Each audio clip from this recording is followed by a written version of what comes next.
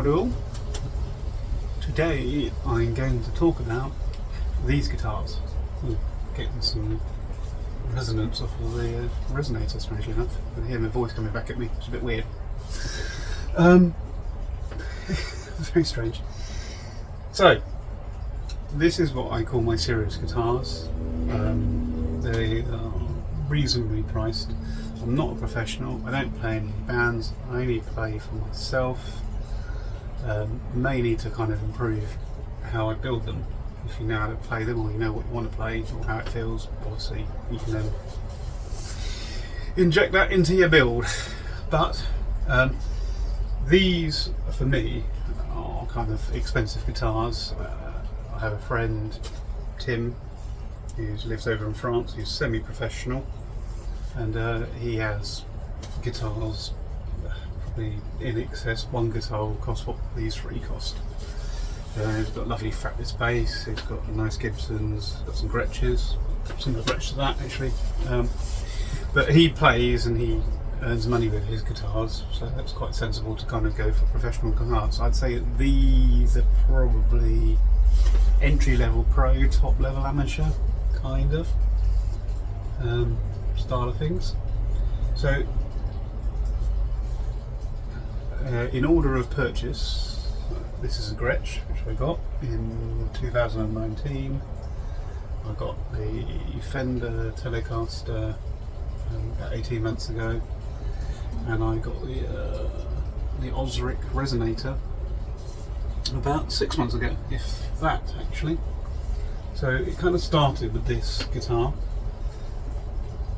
and the purchase of this beautiful, oh actually, there you go, yeah, properly lovely.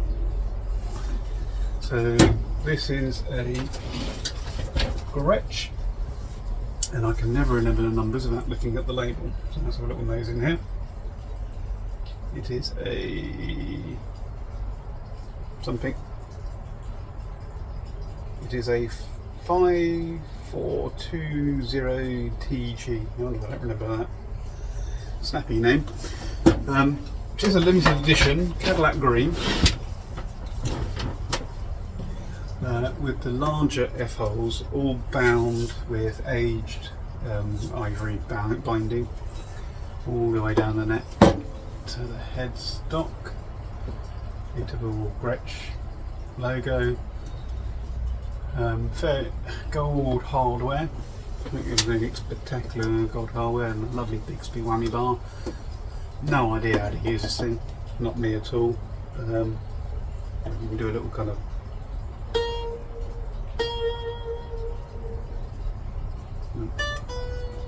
yeah. Purchase reasons. Okay, so this is a memorial guitar to my dad.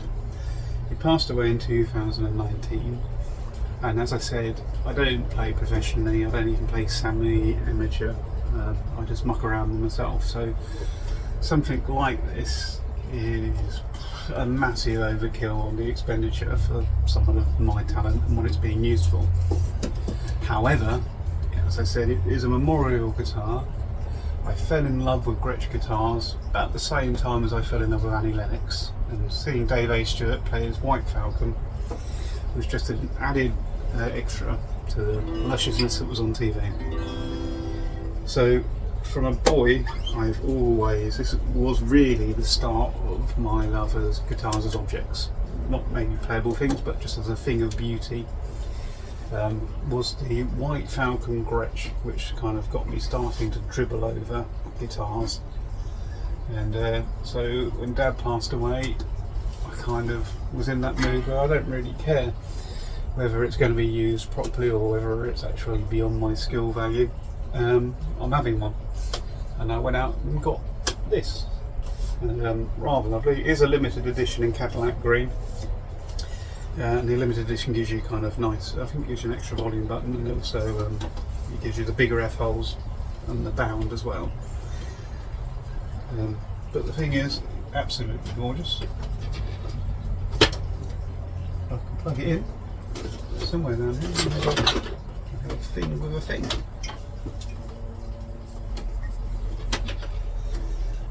swap you in there. There we go.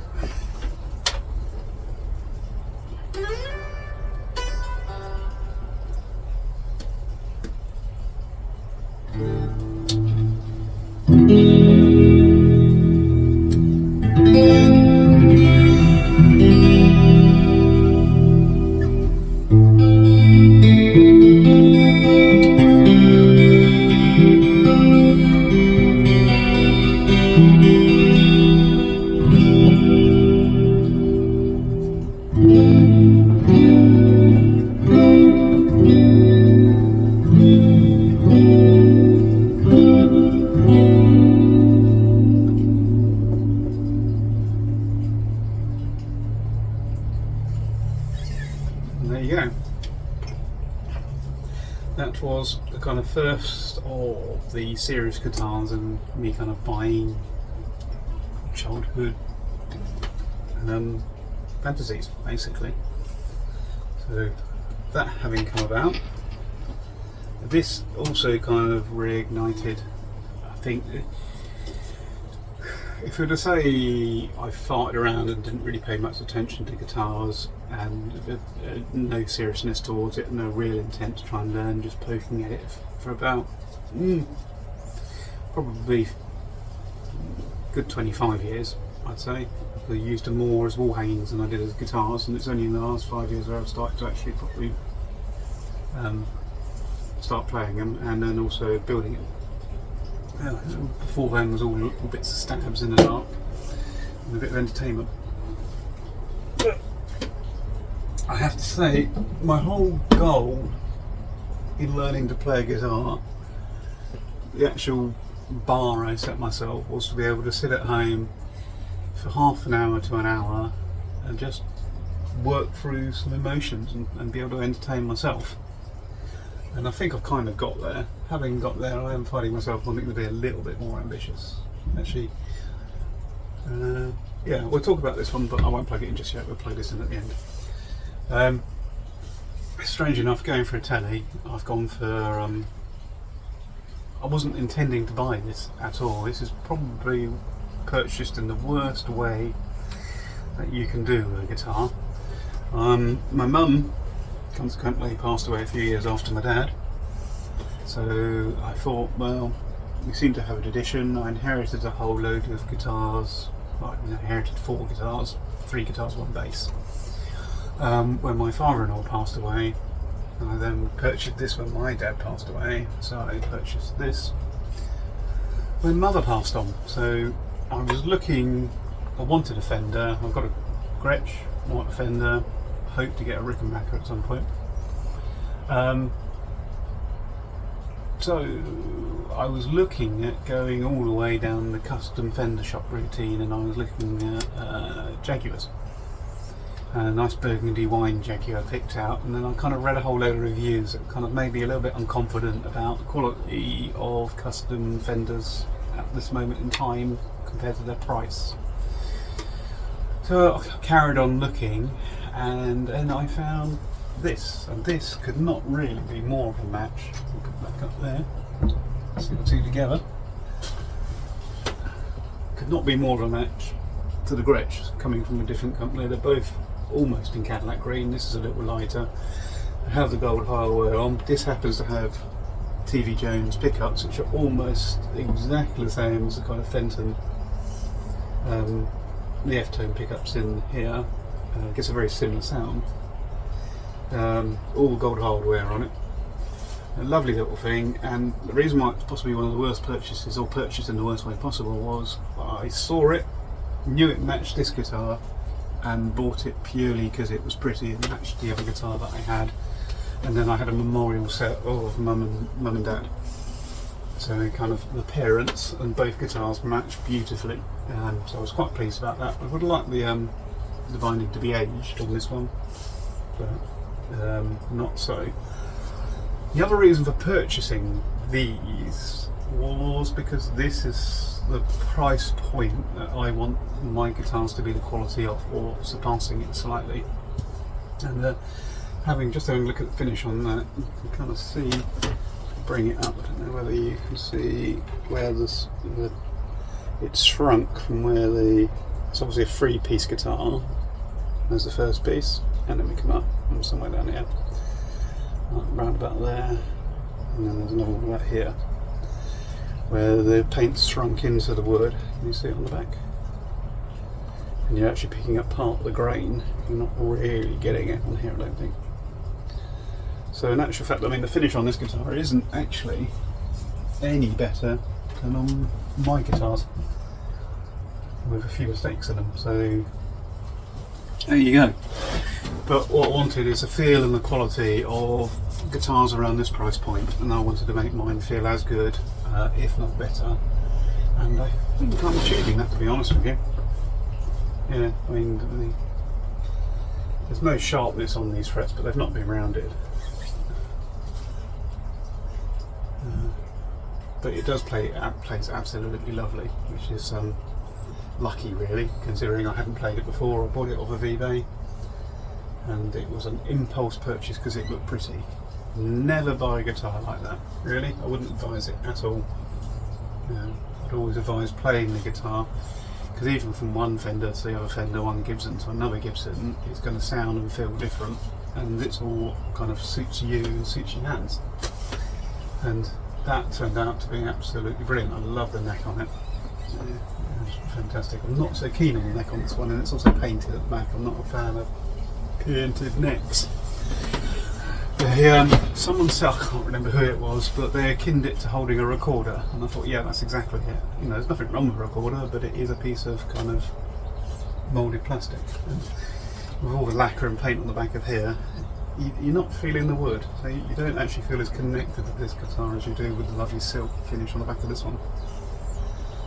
Okay, right, this, well, I think all of us can remember the Brothers in Arms Dire Straits album cover with I think it's a National on the front of that.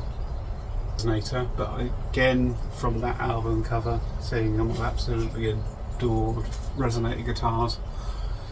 Always fancied one, and then someone at work was selling one, and I have to admit at the moment, oh blimey, this thing is heavy. I'm still body. It is. I want to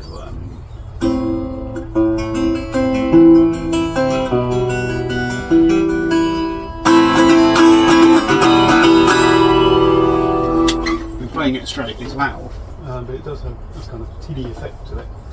I have no idea how to play slide guitar. I think I'm actually going to have to give in and go and have some lessons. Especially now I've got this guitar, it can't just sit on the wall. Yeah,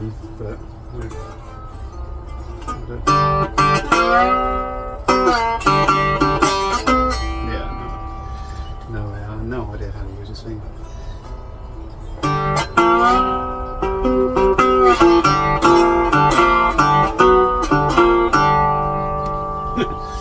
Something along those lines. Obviously a lot to learn there.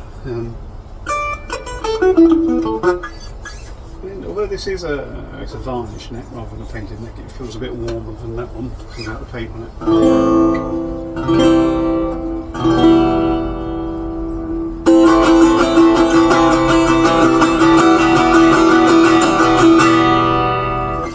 Oddly enough, you can tell it's a metal body. It hasn't got that warmth, that kind of like low, deep resonance that you get in the acoustics. But that is a future project, so for me to learn how to play slide guitar and not have that just as a wall hanging. So they, in a nutshell, are my serious kind of collector's guitars. These are ones that I've wanted, well this isn't, these two are ones that I've wanted since childhood, and I finally got them. This was a bit of a nod to this one, and it is a Fender. I did want a Fender. I think, you know, it's one of those things, you kind of, if you're going to have a collection, it needs a Fender and it needs a Gibson. I would like a Rickenbacker. If I can find one, I'd love a Travis Beam and a Burns guitar. Oh, I nearly bought a Burns, and I nearly bought a Burns Flight instead of this. And I went back to look for it, and it sold. And it was the Burns Flight is designed on Concord, and it's all kind of it's kind of a fancy looking Steinberg with a headstock on it, but it's all very sleek and takes that shape of Concorde. And this particular one had really nice pickups and knobs on it, slightly different to the normal ones, and it was in a kind of creamy, almost the same colour as the binding here. And when I went back, there were a few for sale, but they were wooden ones, and the hardware wasn't as nice, and the body wasn't as nice. And I kind of, a little bit of buyer's remorse there and not grabbing that one when it was on sale, but I should keep a lookout for it. If it comes up again, or a similar one comes up again, I might be very tempted. Got to have a Burns in your collection. Yeah. If nothing else, to have a proper British guitar. That's the waffle on those.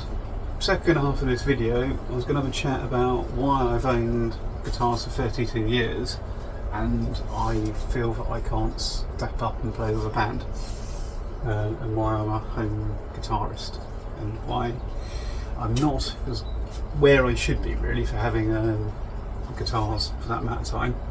I've intimated a couple of times that these things have just hung on the walls for many years and not been touched, which kind of wipes out half of the reason and half of the playing.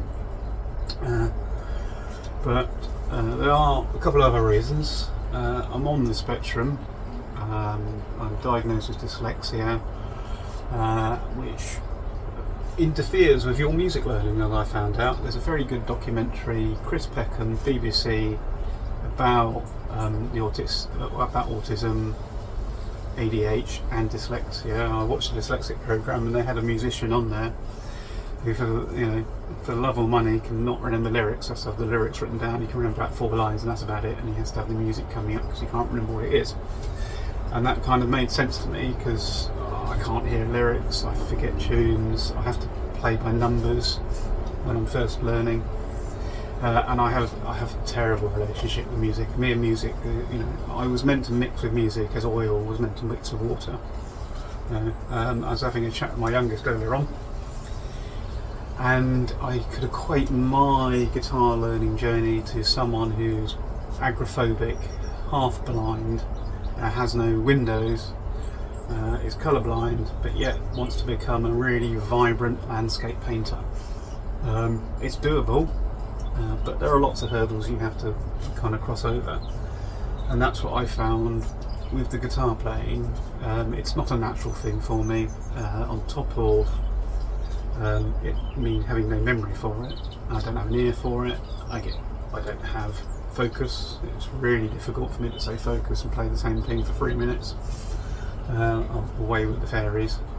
And then on top of that, I have a lovely little thing called Duptron Contracture, which makes your fingers draw in, and then you have to have an operation to have all scar tissue removed and then stretched out, and then they all start drawing in again as the scarring happens. So I've had 1, 2, 3, 4. I've had 5 operations in total, and every time that's happened, effectively the muscle memory is gone, and I've had to relearn that. So I've had to go back to basics. Each time you kind of learn a little quicker and you learn a little faster. You don't have to learn the theory. The theory doesn't go anywhere. So you know what you're meant to know. You just then got to get your hands doing it again. But also the hands aren't very flexible. I mean, I'm not making that up. That's literally what I've got. And I can't make more than 4 fret. So there's no kind of, there's no status quo. There's 7 fret stretches to do the status quo stuff. So no, I won't be doing that. Interestingly enough, when the hands got really quite bad, it improved my playing because I had to find other ways to do stuff, and I went from this kind of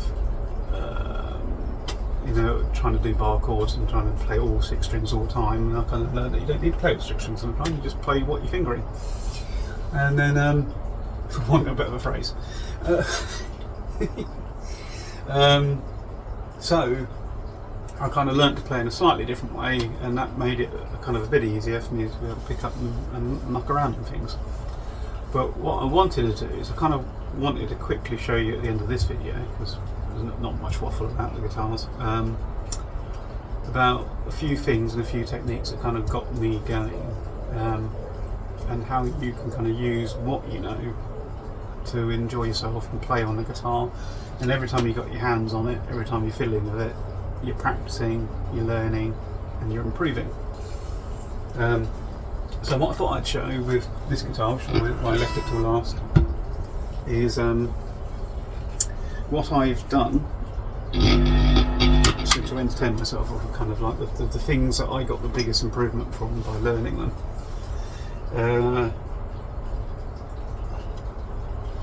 So I think there are probably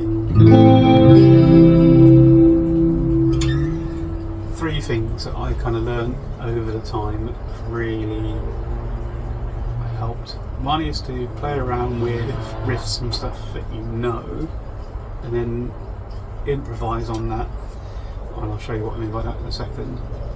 The second one was learning a full blues scale, and understanding how that moves up and down the neck, how you can move it into different keys. And then the third one is a finger thing, is a circle of fifths. So knowing what major chords go together and what the significant or relevant minor is, you can do on your hands. So so it goes major, minor, minor, major, major, and then your little finger on his hand is the relative minor. And then the 7th one is a diminished, which I don't really understand, but we forget about that. So if it's A, it'd be A major, B minor, C minor, D major, E major, and the F is the significant minor, so that's what you solo in. Yeah, it's easy as that, really. So you learn the full blues scale, you work out what key the song's in, and you can play the major chords, and then you can do a little bit of fiddling around with the blues major scale with the relevant minor chord, or in the same major chord you can pick up some of the notes from the major scale that you're playing in. So I think probably one of the best places to start that will give the biggest groan is Smoke on the Water, and I will show you why in a second. And I think probably that's why most people learn Smoke on the Water. One, it's a tune that's so recognisable that it's ingrained in your head and you pick up on it fairly quickly.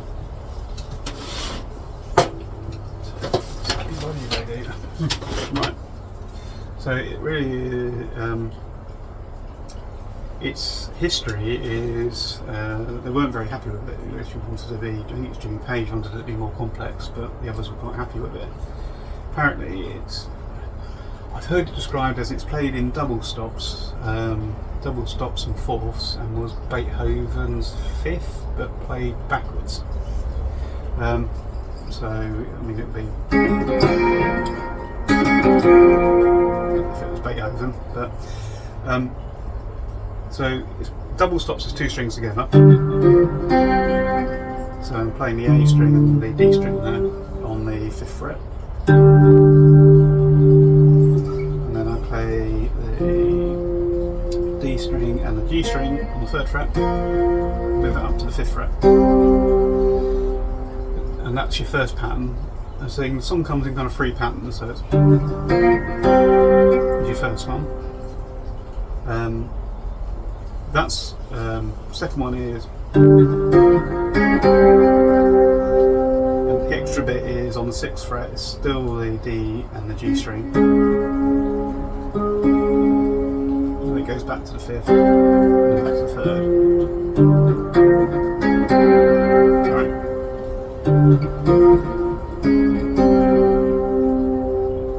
So we're on the 5th on the A.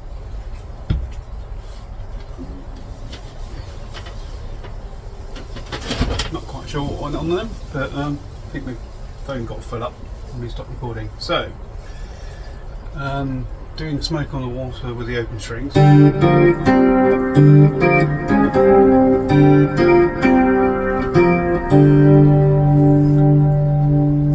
I'll show you that way because you've got an open string between it, which means that it gives you some time to do some movements around. So, that being such an excellent song, we know all of those notes kind of go well together.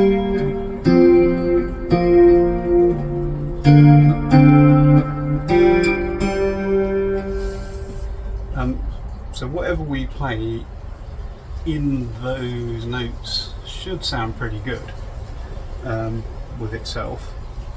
And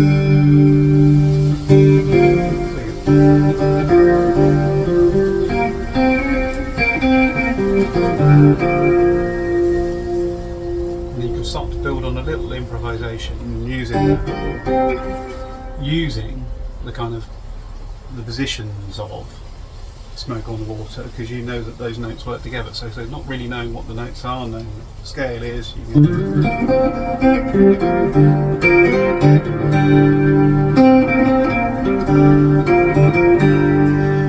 and having the open bitting gives you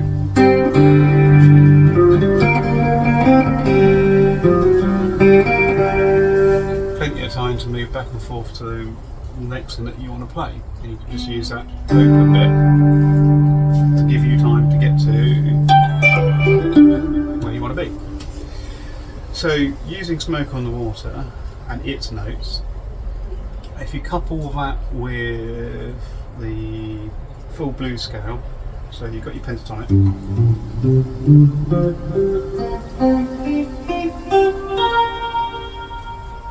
which will still work for, that's your root note on your pentatonic, so that's your G.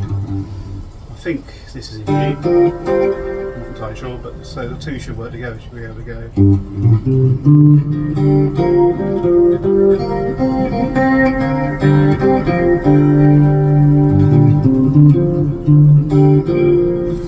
And muck around like that, but you get a bit more interest if you learn the full blues scale, which is, and you get a bit more movement kind of along the neck of the kind of one with the style I use. So it starts off exactly the same as a pentatonic, so it's A, C.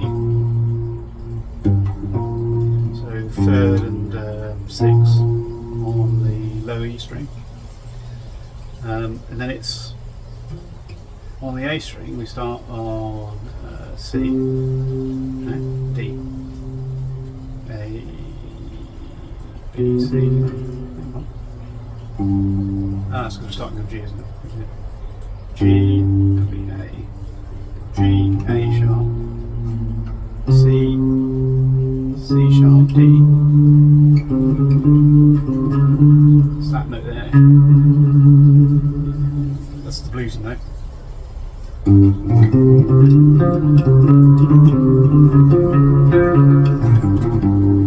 Yep. So top E string, third, sixth, A string, B third, fourth, fifth.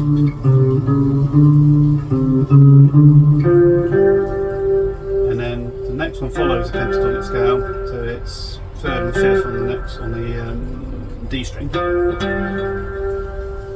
And this is where we start to move across. If we come down to the G string, it's on your third fret. On your fifth fret as you normally do, and 6 and 7. So we're actually restarting that pattern from here. So if you think of it as a cage pattern with a hat on, and that pattern starts there again. Only problem is we're down to the B string. And the B string's tuned to a fourth, so it kinks off what we're going to do, so you don't get the straightforward. In fact, you have to go and just move it all one fret up for that bias of tuning on the B string. So yeah,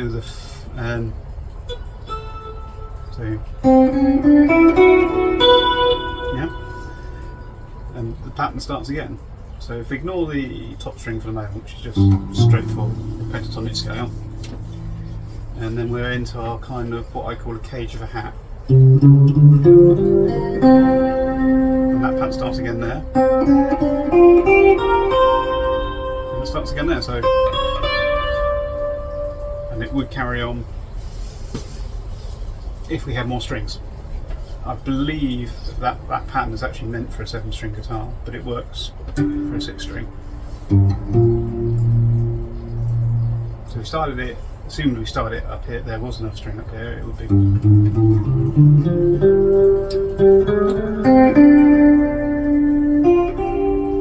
Still have to keep across because of that.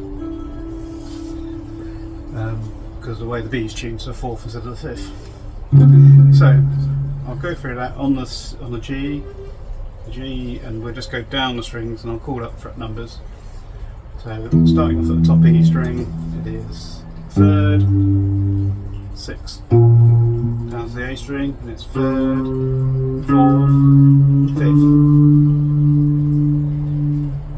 Down to your D string, it's your 3rd and 5th. And then we're landing on our root note for this pattern. So we're in G. Pattern carries on to the G string, which is 3rd, 5th, 6th, 7th. And then the B string is 6 and 8. And the high E string is 6, 8, 9, 10.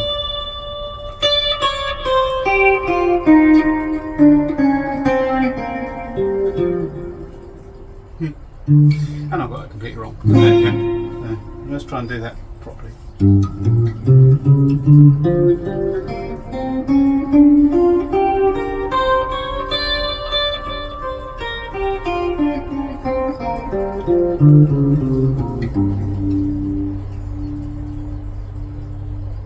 Yep. And that just gives us a little bit more movement and a little bit more interest when we're kind of improvising. So if you put the two together, and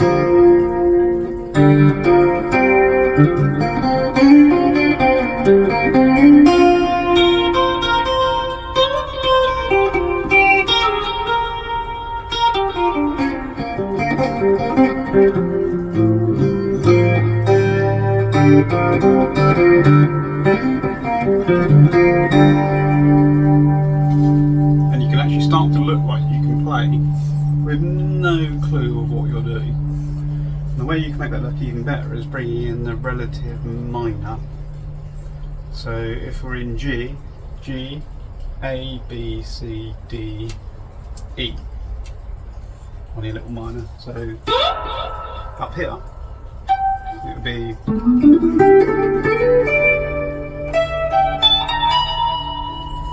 or from up here it would be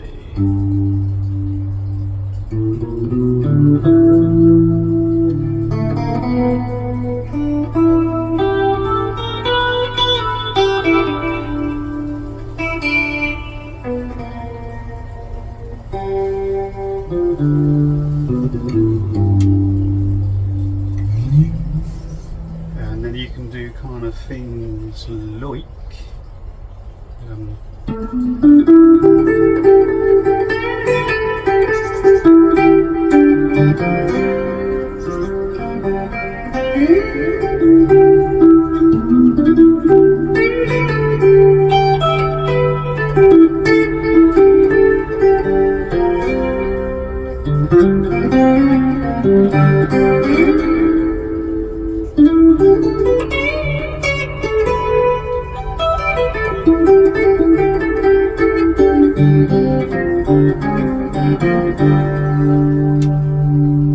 then start to entertain yourself. And that's what I've been doing for the last 3 years.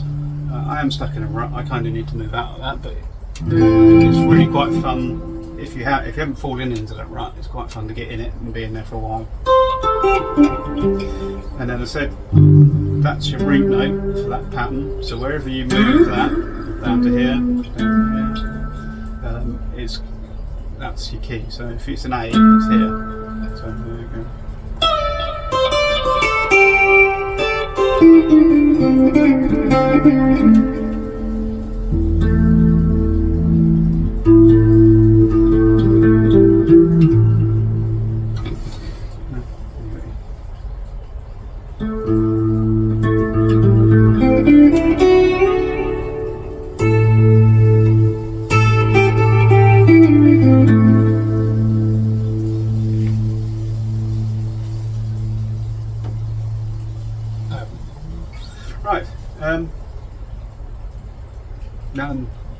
basically where I've got most of my playing from, is doing that, and then obviously learning a few cowboy chords.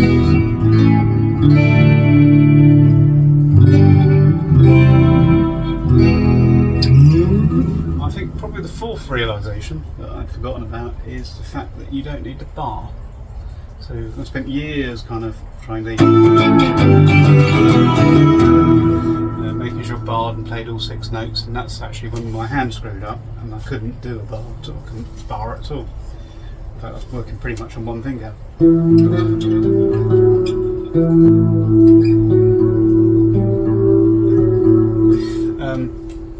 And so I discovered in that you don't really have to play the full bar chord. As long as you're muting the strings that you're not playing and you're only playing the ones that you're fingering, it all sounds quite good. So you can kind of go blah. So I'm using that finger to bar these 3 notes, and everything else should be dead. So you do get.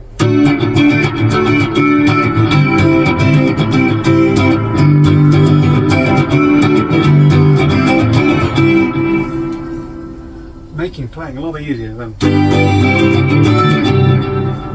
You get a thicker sound, but actually sometimes you want that thinner sound to kind of cut over the top of the person thumping out power chords on the on humbuckers.